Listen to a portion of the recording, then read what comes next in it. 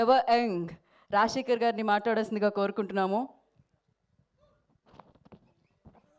మీ అందరికీ నమస్కారం అండి.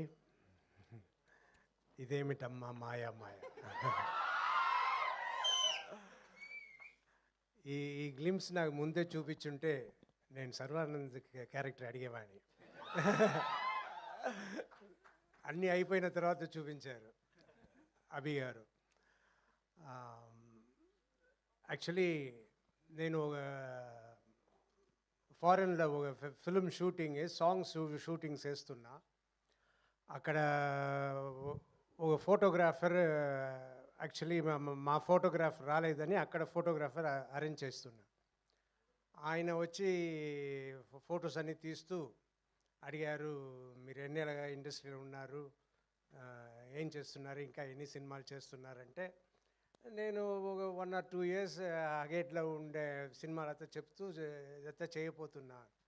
యు ఆర్ వెరీ లక్కీ అండి. ఎందుకు అన్న, you have work, me work ఉంది, యు ఆర్ వెరీ లక్కీ అన్నారు. నేను అది పెద్దగా దాని గురించి అప్పుడు పెద్దగా అనుకోలేదు.